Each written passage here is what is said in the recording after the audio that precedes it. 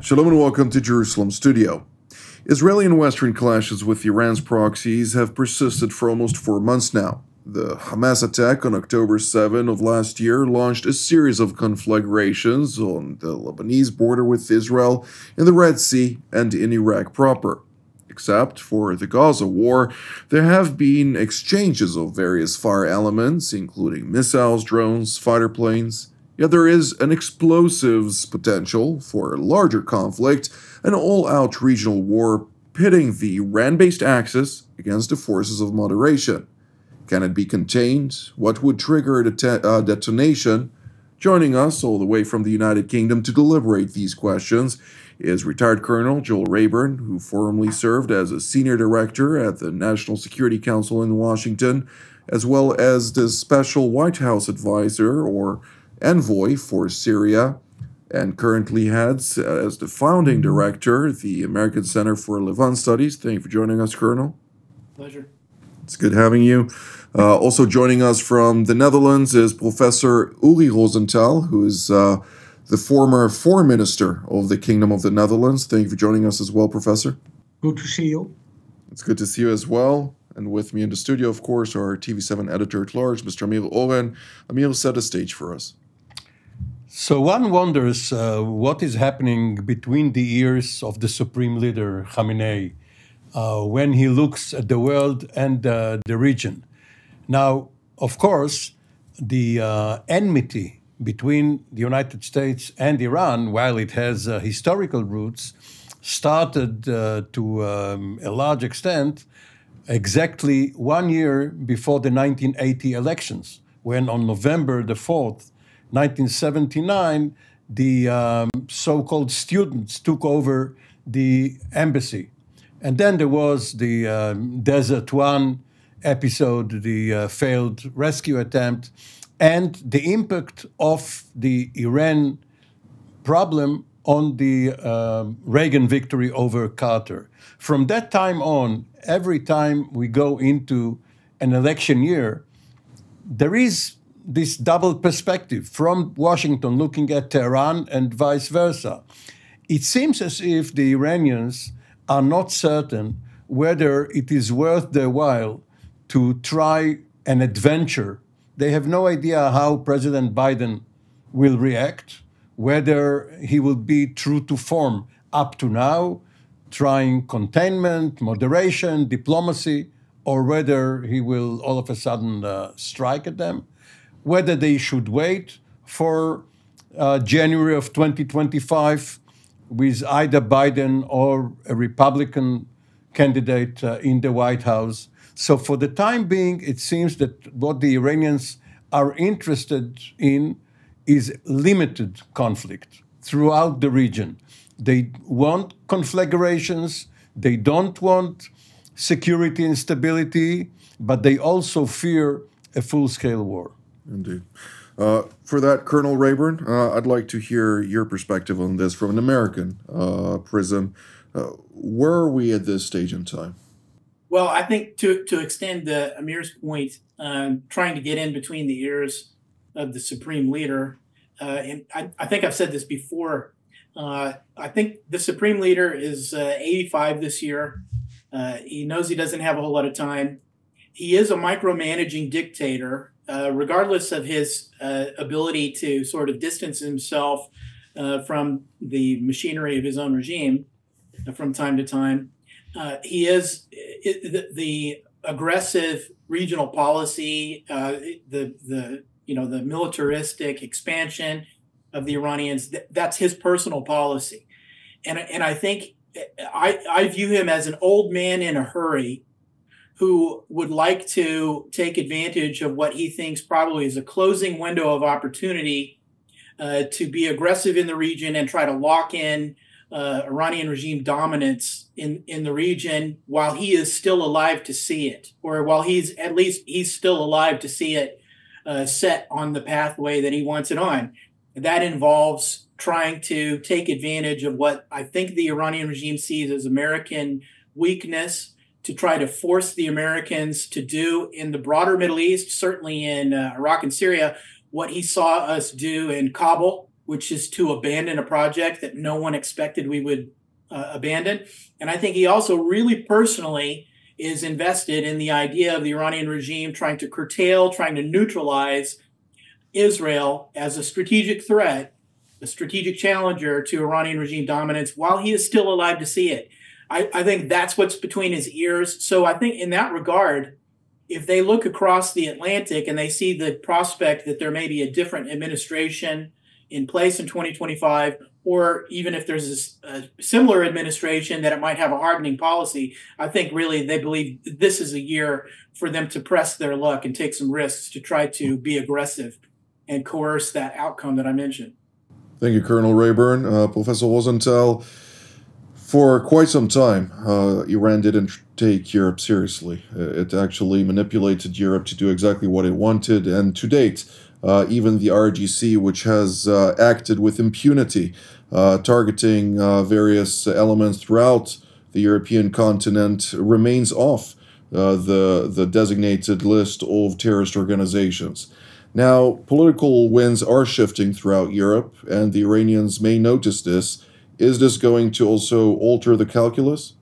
Thank you for this question. Let me say loud and clear that already for more than a year, years even, this problem with the Islamic Revolutionary Guard is on the table in the EU and in the several member states.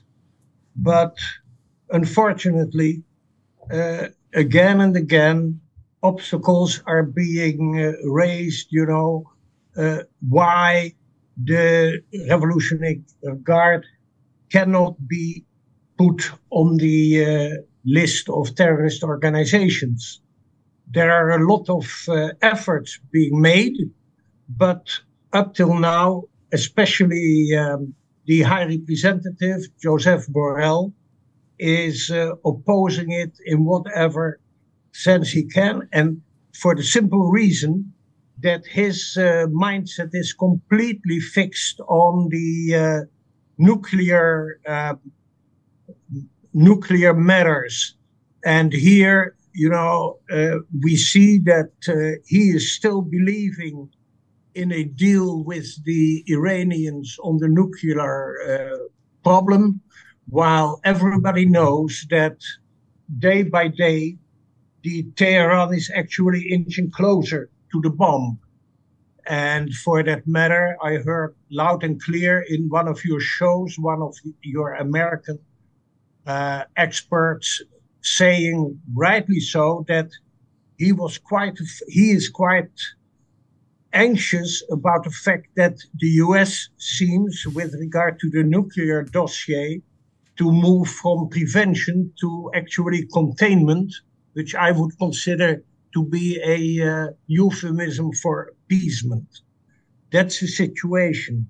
And meanwhile, I'm agreeing completely with Amir's and also Yoel's assessment that, let me say it frankly and clearly, that Iran doesn't want a full-fledged war, caveat, for this moment. And there we see what is happening. If you would say, is Iran escalating or not, and should we de-escalate, then I would say that what we have seen over the last 2 years, and especially after October 7th, we have seen a creeping escalation on their part. Of course, Hamas, Hezbollah, Houthis, the militias in Syria and Iraq are all proxies. But at the same time, these proxies are completely, more than we would like to see it, completely actually supervised by Iran, and especially by the Al-Quds Brigade of the Islamic Revolutionary Guard. Indeed. To the idea that Iran is stating its case without doing anything beyond that, would be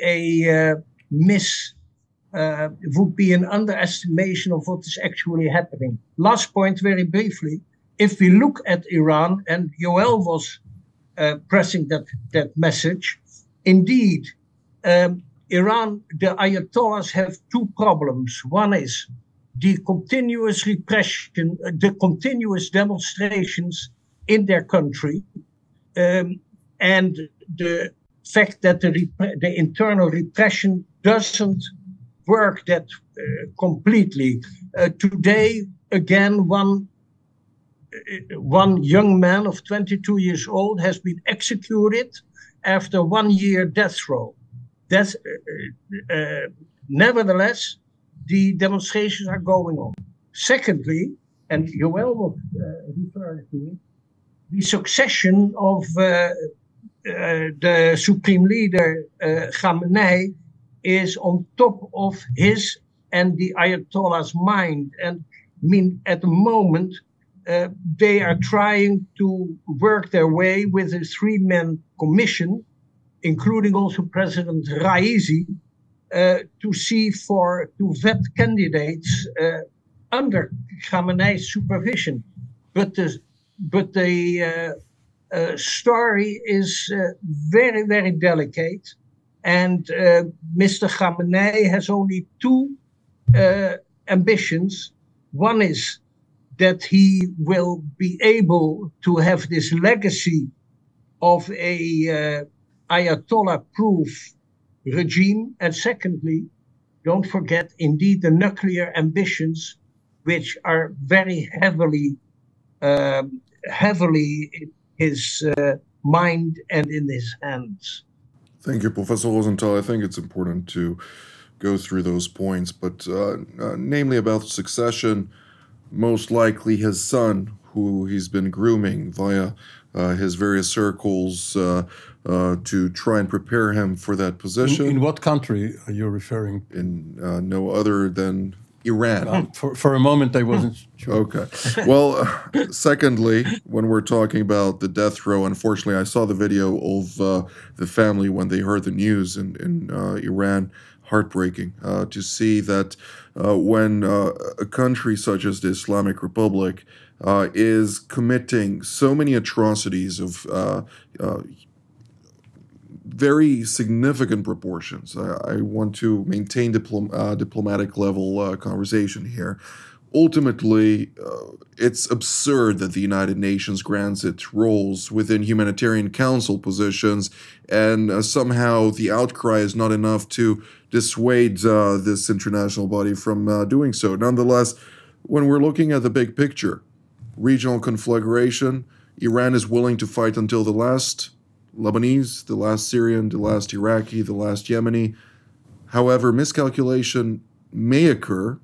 And one question is the current circumstances in the Red Sea expecting to realize a certain escalation, if I may? Well, you know, there is a long-standing debate among strategic thinkers, and we had an actual test in Israel about it in 1967. If you have one party, at that time it was Syria, which launched a thinly veiled war of attrition.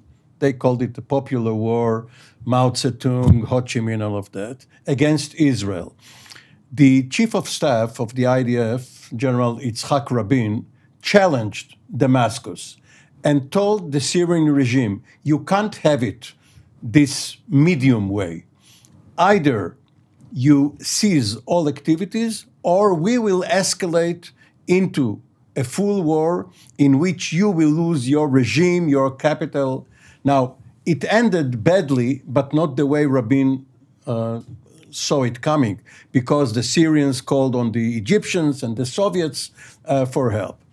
The analogy here is what would happen if the United States could be in a secret channel. Bill Burns has a lot of experience in the Oman channel and others, telling the Iranians, listen, guys, you can't have it this way. A limited war through the Houthi, through your other proxies. if you don't tell them to de-escalate, if you don't turn off, then we will escalate into a fuller clash. It's your choice. What would have happened? Well, CIA Director Bill Burns obviously is a very potent and experienced individual, but so is Rob Malley, and see where it got us. So no, don't compare. We won't go there. Okay, Colonel Rayburn, the floor is yours. Amir has actually put his finger on the fundamental problem in the Middle East, which is that the Iranian regime has a military doctrine of fighting through proxies, and for 35 years they've gotten away with implementing that doctrine with no one coming up with a proper response, except for episodically where there are stern enough messages that they cease the practice. They fight asymmetrically. They do this because in the Iran-Iraq war, where they lost hundreds of thousands of Iranian people, told them, well, we're never going to do that again. From henceforth, we're only going to use people from other countries to do our fighting for us. And we're always going to work through proxies and not invite direct confrontation. Well, the rest of the world has sort of acceded to that and let them get away with it. And they've gotten away with it for so long now that it's like the world is groomed now to forgive the Iranian regime behavior that no other country would get away with. If Belgium fired ballistic missiles at France and said, well, we did it because there's a Mossad base there, or we did it because there's a whatever base there, the entire world would be sanctioning Belgium and would be confronting Belgium, and France might be invading Belgium. But the Iranians do this, several times a month. You can tell the difference. Look at the reaction from the Pakistanis. And you can see that as soon as the Iranians fired missiles, rockets into Pakistan, and the Pakistanis turned around and did the same, that ended the matter. But the rest of the world doesn't behave that way in response to the Iranians. And as long as that's the case, then we're going to continue to see this asymmetric aggression, which I have to concede to the supreme leader so far is working for him. Indeed. Well, I'd like to follow up with you on one point, though. Since the U.S. National Security Council has been clear-eyed about the Iranian threat, the national intelligence authorities in Washington have been also very keen and understand the complexities and have mentioned, at least in the public documentation that they published, the various complexities dealing with the Iranians. But you, as a former senior director of holding the Iran file, among others, in the National Security Council, I'd like to hear your insight on this, since what is the disconnect here?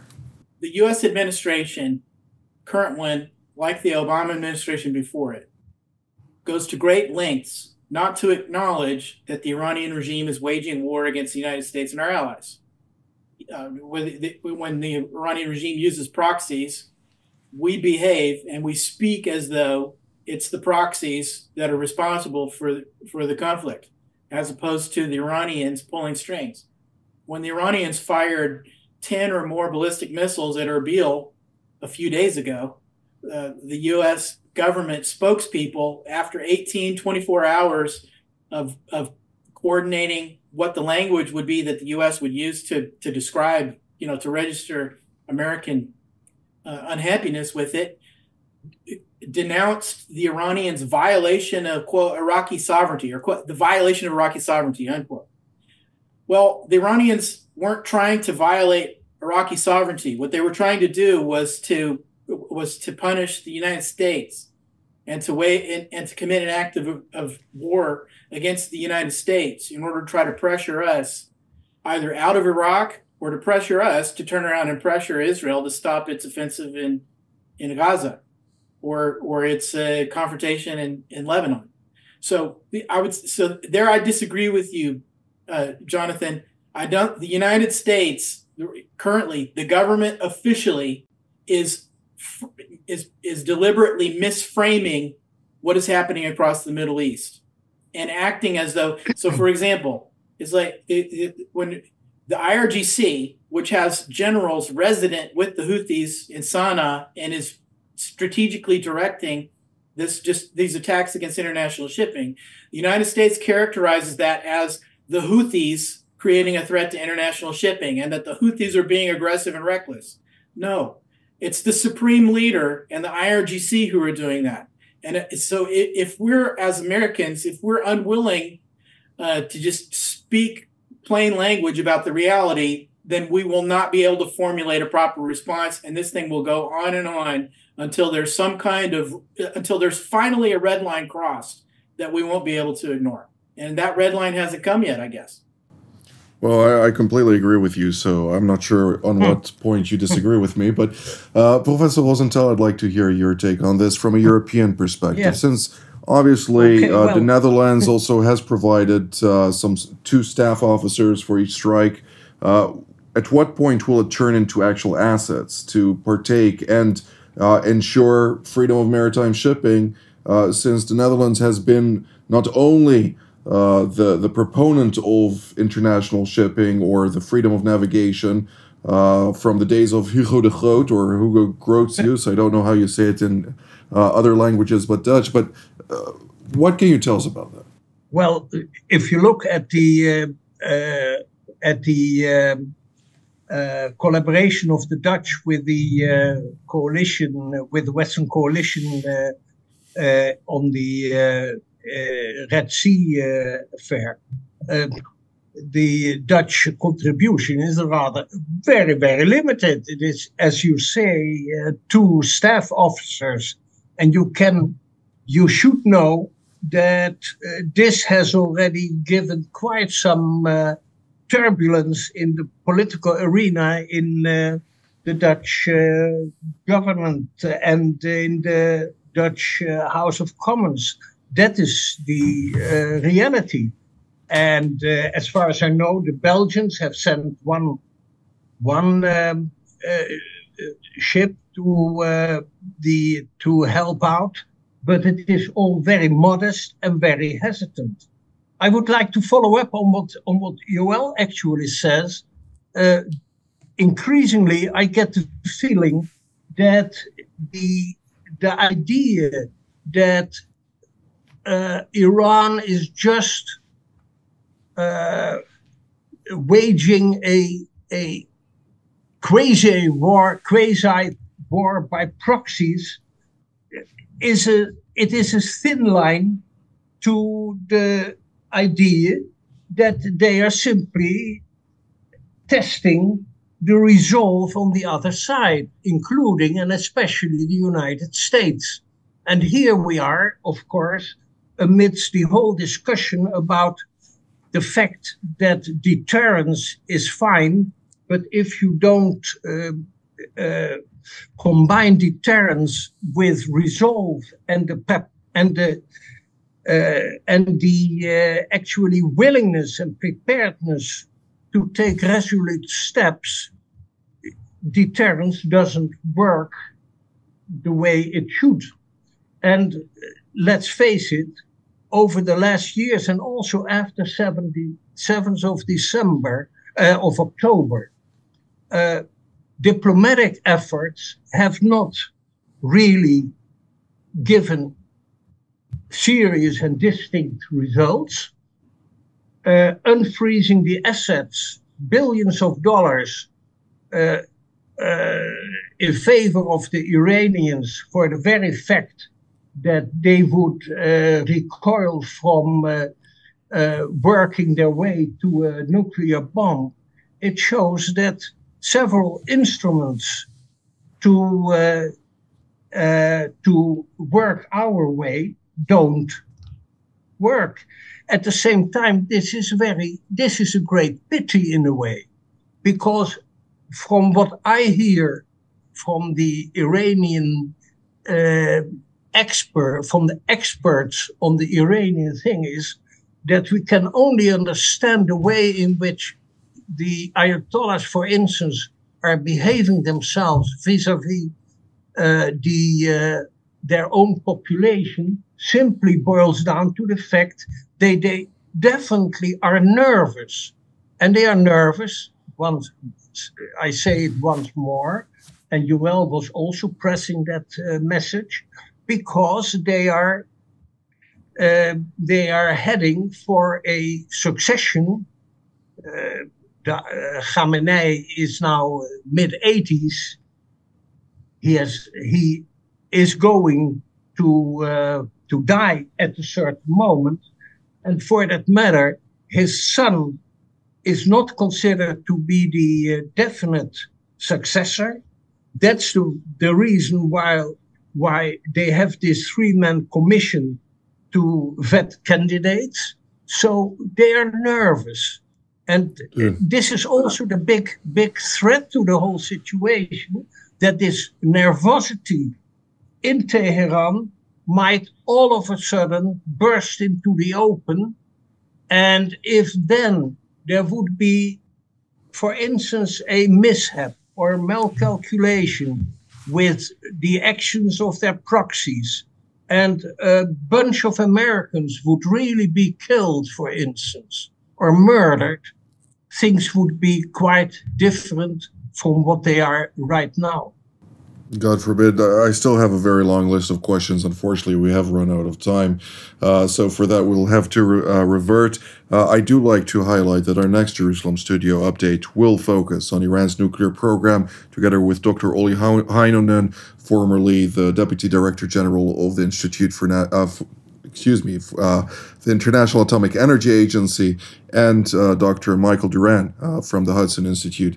But for that, we will have to conclude today's program. I'd like to thank Colonel Rayburn, Professor Rosenthal, and Mr. Oren for taking out of your times to update us on the latest. I'd like to thank all of you at home as well. Until our next update. Shalom.